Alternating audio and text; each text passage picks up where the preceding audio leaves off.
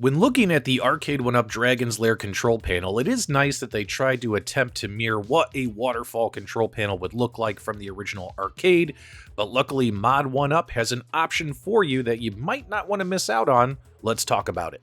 After I previously purchased and installed the Mod 1-Up Tempest control panel for that Atari Tempest Legacy cabinet, once I saw Mod 1-Up had these available, I had to place my order.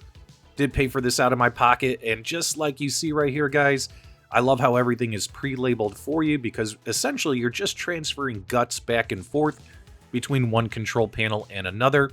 You'll see that it's all a single piece.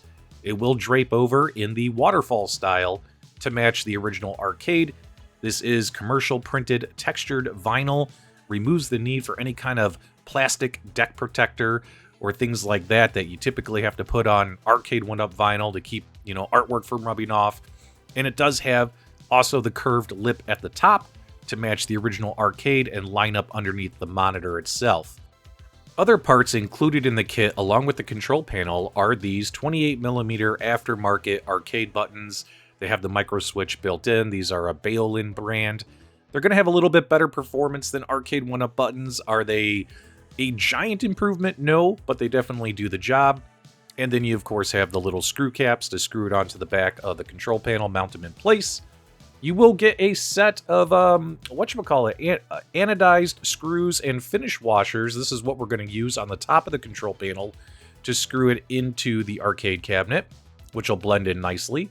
And I would recommend you pick these up. These are available separately for $11. These are redesigned J supports that are meant to fit this particular control panel. You can use the stock ones, but I would recommend using the redesigned ones, spending the extra money and getting these.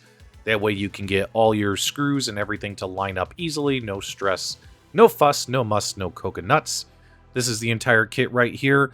$164, including the J panel. It's $175, but I have a way for you to save some money at the end of the video. You will need a Phillips head screwdriver to complete this mod upgrade. Start with that, grab your original Arcade 1-Up Dragon's Lair control panel out of the machine, and remove all the itty-bitty screws holding the plastic cover on the case. And this mod is essentially transferring all of these guts over into the same exact positions on the new control panel. These particular 110 gauge wires, you can easily just pull these and get these off of the existing Arcade 1-Up buttons. Just be careful that you don't damage the connectors or the wires themselves, but if you give it a nice firm tug, boom, boom, boom, give it a nice squeeze and a pull, should pop right off. You'll notice that the cable plugs are still connected to the encoder board. All we did was unplug the wires from the buttons themselves. The goal is to move everything over without having to unplug everything and plug it back in. I don't like the fact that Arcade 1-Up simply soldered the wires onto the joystick connectors. You'll notice that those particular connectors can't be easily unplugged, and I really don't want to unscrew the joystick and have all that weight dangling off of here. So this right here is just an elective step. You don't have to do this. I just don't want to damage my joystick wires in any way, especially with them being soldered on. So I'm just going to use a hairdryer, heat up the connections on the right of the encoder board there. Those far two ports on the bottom row, those are the up, down, left, right ports for the joystick. I'm just going to heat the glue up because Arcade 1-Up likes to glue this crap down. And once it's heated up, I can easily unplug these. That way I can remove the joystick and plug it back in after I transfer everything over. There are 6 screws holding the joystick in. Once you unscrew those, make sure you don't lose them. You're going to use those to remount this on the new panel. The joystick itself, Arcade 1-Up likes to use glue again and glue this down. So if you heat it up with a hairdryer for just a minute or so, and then take something to pry it off, such as a simple box cutter knife blade, it should just pop up after you've heated up the glue with the hairdryer. Should pop right off, easy peasy, no complaints. Nice way to go, less than 60 seconds to get it off of there with a hairdryer. Take a look at all that glue they put on here. Gross. Next, we're going to grab our Phillips screwdriver and we're going to unscrew the headphone jack that's mounted on the back of the original Arcade 1-Up control panel.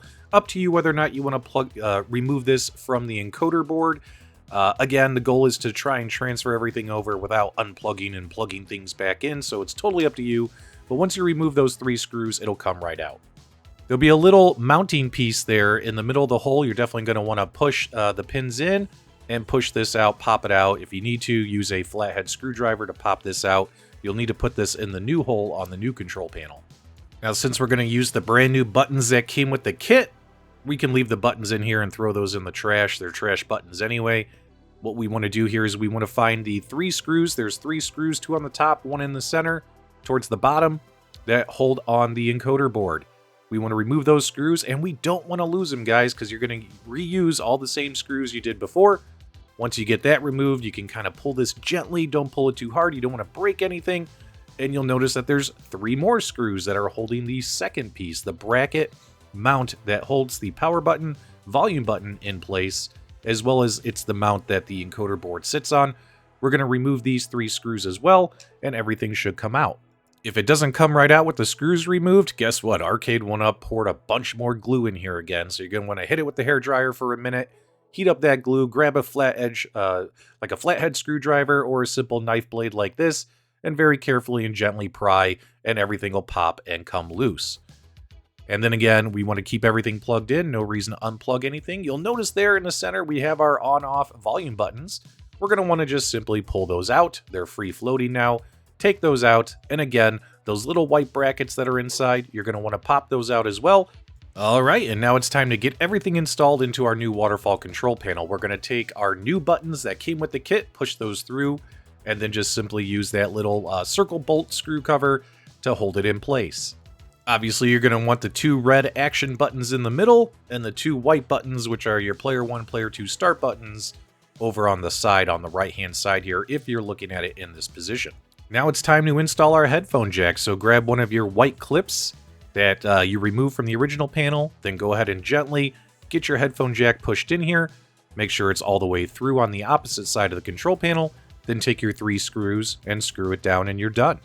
Okay, now it's time to install our joystick. You'll notice that there's an arrow pointing to the right written on your control panel, and there's also an arrow pointing to the right where my right index finger is right there on the joystick to make sure you mount your joystick in the right way, because again, this is already set up, down, left, right. Want to make sure everything's in the correct spot. And again, you have 6 screws that you use to unscrew this. The control panel's already been pre-drilled. All you have to do is go ahead and insert and screw in your 6 screws, and your joystick will be mounted onto the new control panel. Now it's time to get our volume and power buttons installed, as well as the encoder board. Go ahead and put those little white brackets, go ahead and push those through. Once those are through, grab your volume and power buttons that you removed from the original panel, and go ahead and push them gently through the holes. It doesn't matter which one you use, they'll both work in the same spot. Alright, now we're ready to grab our encoder board as well as the mount for the encoder board. Obviously, the mount for the encoder board goes in first, and again, Mod 1UP did a great job of pre-drilling everything. All you have to do is line everything up, the switches into the holes, and then screw in your 3 screws using the same screws that you had removed from the previous panel to get that mount mounted. Now we got to get this encoder board mounted on the mount.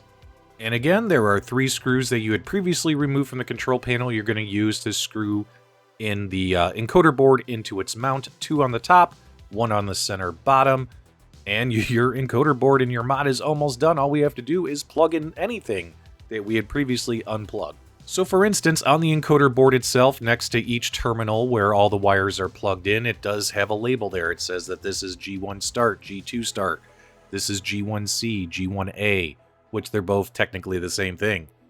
All you have to do is take one of those wires, follow the label on the port, so this is one of the G1C buttons, and all you have to do is go ahead and push those connectors down onto the button. You have 2 connectors sticking out of the micro switch on the button. All you have to do is take those, like for instance, 2 yellow wires connected to the G1C port and plug that into those connectors. If you happen to unplug anything else, the joystick, the buttons, the headphone jack, etc., all you have to do now at this point is just make sure everything's plugged back in where it originally went, and you're good to go, and your panel should look like this when it's completed, and everything should be lined up just fine, no issues. Go ahead and grab your new J supports and these metal connectors that came with them. You're going to go ahead and stick these into the hole. Make sure that the line is vertical that's on the bolt holder. Head on over to your Dragon's Lair cabinet and remove those existing J supports, those little brown boards. There's 2 screws that hold them in. You're going to reuse and use those same screws to mount the new J-panel support boards to the arcade cabinet. And good old Brian at Mod1Up, he made sure to label left and right for you. And here's what it'll look like once it's all set up. I'm just going to tighten it just a little bit further. Be careful when you tighten. Don't over tighten or you risk pushing your screw all the way through the cabinet. Don't get overzealous. Now it's time to bring your control panel over to your arcade cabinet. Grab the 2 wires you need to power this bad boy and go ahead and get those plugged back into the encoder board. And use the screws and washer that came with your kit to mount your control panel to the new J-panel boards underneath. Nice black coloring here will match and blend in with the cabinet perfectly. It's going to look absolutely beautiful when you're done. Well done, Mod1Up. Absolutely love this control panel. Although the buttons might add a little bit of improved performance, overall, this is definitely what you call an aesthetic mod. And all aesthetic mods with limited functionality improvements are basically just there to make the cabinet look better. So this is a pretty expensive one, but if you're interested in doing this mod, you can use coupon code PDubs saves10 at checkout, and you'll get 10% off on all your orders at Mod1Up's website. This coupon will expire on October 31st and is only good for 25 uses. So either October 31st, it'll expire, or when all 25 uses are used up. Overall, I really like this. Thanks so much for providing that discount code to viewers of the channel. I get nothing in return for that. Thank you so much, Mod1Up. Again, I did pay for this panel out of my own pocket, and I really enjoyed doing this mod, and I think it looks great. Let me know what you guys think. Give me your thoughts, feedback, reactions below. If you enjoyed the video, give me a thumbs up on the way out. And as always, my dudes, thank you for subscribing.